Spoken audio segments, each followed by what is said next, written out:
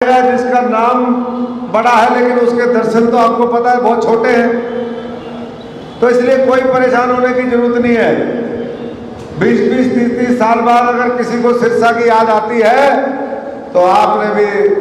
उनको जवाब देना भी है और जवाब मांगना भी। जैसे सुभाष चंद्र बोस जी ने कहा था कि तुम मुझे खून दो मैं तुम्हें आजादी दूंगा।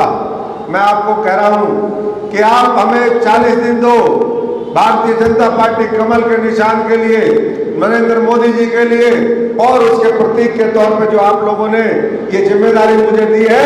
40 दिन आप दीजिए, आपके 40 साल में समझता हूं कि संवर जाएंगे। क्योंकि एक चुनाव केवल 5 वर्ष के लिए नहीं होता, एक चुनाव आने वाले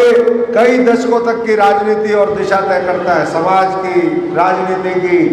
हमारा आर्थिक किस तरीके से देश आगे बढ़ेगा। तो इसलिए बहुत आप लोगों ने संघर्ष किया है, एक बार फिर पूरी ताकत से लगिए और कोई किसी से यहाँ पर कोई भी मैदान में आ जाए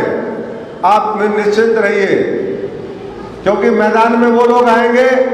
या तो कोई यहाँ का है उसको अगले कोई कॉन्स्टिट्यूएंसी में नहीं जानता, और अगर जो कोई आएगा जिसका नाम बड़ा है लेकिन उसके दर्शन तो आपको पता है बहुत छोटे हैं,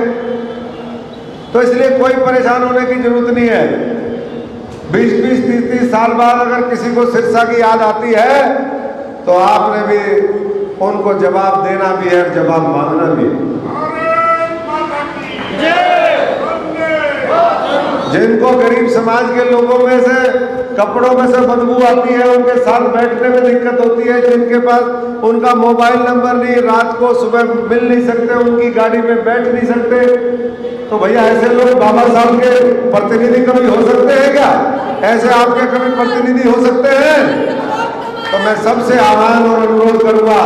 कि 40 दिन अंत तक प्रयास करें, मेहनत करें। हम मजदूर लोग हैं, यहाँ पर जितने भी लोग बैठे हैं, हम खेतीहर किसान मजदूर लोग हैं और हमारे डीएनए के अंदर, हमारे खून के अंदर